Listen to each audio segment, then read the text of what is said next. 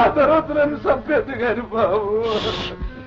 నర్సయ్య నర్సయ్య భయపడకు, నేను దివాన్ని కాదు, నేను ఇంటికి తీసుకెళ్ళడానికి వచ్చాను.